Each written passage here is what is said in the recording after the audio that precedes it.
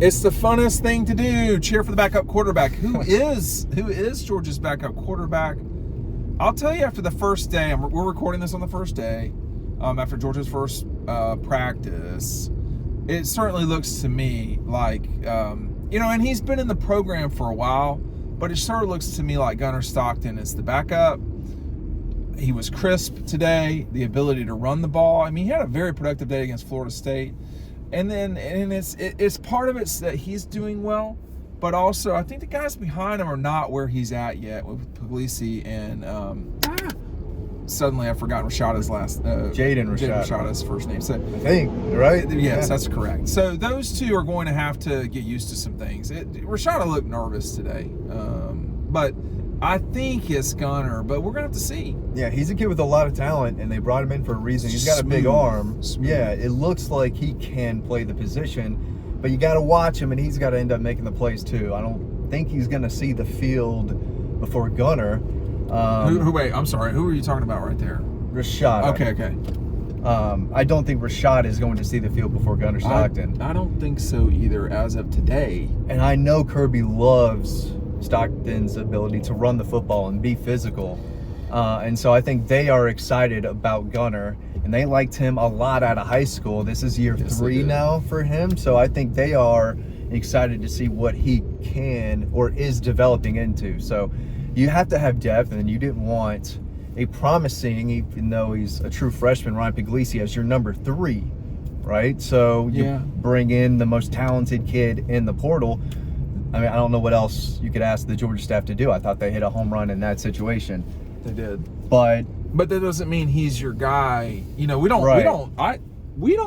know what 25 is going to look like yet. We know they don't open with UCLA. Clemson obviously is this year and not next. The difference, dude, between when just watching the quarterbacks today, like on days like today, Carson Beck's total afterthought. No one's thinking about Carson. I mean, he looked great in Dallas. Something, I don't know if he's cut 10 of bad and put 5 good on or something. I don't know, but he looked, I don't know, but Gunnar looked basically the same. Rashada's issue, he is a small person, man. I thought he was tall and leaner. Well, that's the way I should put it. Okay. He is definitely clearly under 200 pounds, which they say. But Puglisi is he looks like a quarterback. He can get it out there. He can zip it around. He was inaccurate at times today. Yeah. I don't everybody, listen, y'all. This is one thing. One day, it's so hard to sit there and be like, oh, this is definitively what's happening. I remember watching. It's the first fall practice in Athens. I was about to reference Grayson Lambert, but what we saw on the first day with Grayson Lambert turned out to be what it kind of was. I get, for Puglisi probably and Rashada, this is probably sort of a little bit of a nervous moment time, but Carson Beck didn't start off so hot last year either, and that was during games. So, I don't know, but look, I mean, I very much remember the way that people that I know inside at Georgia were about Gunnar Stockton when he was not committed to Georgia. Nevertheless, when he had become committed to Georgia, I was just talking one time and said, oh, you don't like him? I said, no, it's not that. I mean, I'm just, we're just talking here. And they really loved the anticipation of his throws. And by the way, real quick, make sure you're signed up for our newsletter. The link is right down below. You can get all sorts of information like this in written forms delivered right to you. You don't have to doom scroll on Twitter. You don't have to watch your in-laws' stupidity, some dumb baby pictures that people put on Facebook. Just sign up for the newsletter. You get it right peacefully in your inbox. But Gunnar Stockton was a really good high school player, man. And people are like, oh, well, he played at Rabin. Yeah, he played at Rabin, and he was doing circles around everybody, when... He started as a freshman. I mean... He's a kid that I had heard about in middle school, like Julian Lewis. I'd heard about that kid since 6th grade. I mean, it gets that intense right now at the middle school level. But I know.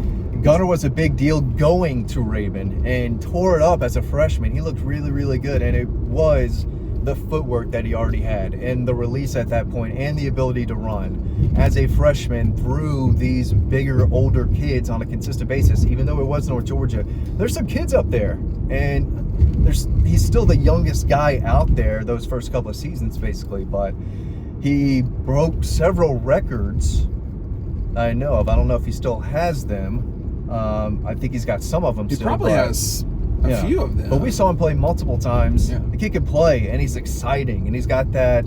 We talked about his playmaking ability and what he can do when plays break down. For sure. He's an exciting player to watch.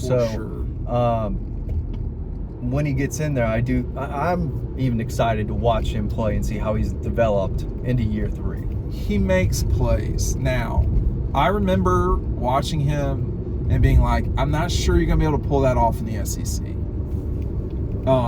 But I obviously have a lot of Clemson buddies because of my in-laws and all this stuff, and their concern with him going to Carolina was, this, that, and the other. And I said, well, he's a really good quarterback. He's not going to have around him what he needs at South Carolina to pick them up and do what he wants, to be a star. And, the other problem was the way that he played at Rabin. I don't know if that transferred to the SEC or not. The way he played in the Orange Bowl, that's what he is. But let me just say this too, man. Like, the ability, his anticipation with throws, that's something I think that he's very good at. I think he needs to play. I think if he has the capability to play against Clemson, a school that did not recruit him in any meaningful way that I can recall. Is that accurate? Yeah, I'd say so. And like 30 minutes away, which is strange because you look at Clemson's situation right now, would you rather have Cole Klubnik or that's a tough one for Gunnar Stockton. Or Gunnar Stockton, and I'm not like, I don't know the answer to that. Yeah. So, but I don't know. Now, I want to see everybody play though. Like, you could see with Rashada, who was a little bit inaccurate. One drill, it just wasn't there today. Like, he's learning. Like, it's day one and all this stuff. But like, he can move for sure, and you just don't know until guys are actually playing. Can he run or is he mobile? I think the answer is yes to both. It looked like to me. But I do think that there's going to be a real reality of he's going to have to gain mass. I don't think he has to weigh 200 pounds. Now, far be it for me to say what someone has to weigh, but he did look noticeably small compared to the other people on the field. That's all. And, but in terms of who Georgia's backup is, it sure looks to me like it's Gunnar Stockton. And I would like to see more of Puglisi as well, but I think Puglisi ain't gonna play hardly at all this year because Stockton will probably play the bulk of the snaps. And the question rolling into 25 is can Puglisi jump Rashada? Well, Rashada was the 4 today. Oh, interesting. In that drill. So let's not go nuts. But honestly, if you're just looking at that drill, he would have been the 4. So no hate at all, dude. Yeah. That's not what this is about. Tomorrow you could have a great practice. Correct. I won't see it. So how can you know? That's hardcore right there. I see these people with like. That's the incline I have in the neighborhood. That's why up there with the stroller. Man. Yeah. What I was going to say was, how many games do you think we'll see Gunnar Stockton? 5? 8. 6? 8 total. Yeah, 8. Okay. Because I think we'll see him against Clemson. I think we'll see him in game 2. You've got UMass, that makes 3. And then you've got 5 other games that... And you're talking regular season? Correct. 8, okay. Interesting. So not Alabama, not Texas, probably not Ole Miss, but... Are we going to see a Brock Vandegrift, Gunnar Stockton showdown for maybe a quarter or 2? Yeah. You could. I don't really know, Matt, what we're getting into with Lexington in terms of what Georgia's really Like, what is You the, say for us or the team? for us? I think we know it's going to be a long night, not a lot of fun. But for the team, you know, what kind of real cat fight are they getting into? What you just don't know. So I do think he'll play quite a bit. Now, it may be 8 is high, but like, I don't know. I think Carson played. I think he played at 8 and 22, but he only has statistics in 5. Yeah. So it's. Well, I guess how many passes you could throw? 30. I think that's probably a better. I think 30 passes is probably going to be more accurate than 8 games. 8 is probably high, but 2 or 3 could be handoffs. Like he's in the game, but he's not playing. Yeah. I think I could see that.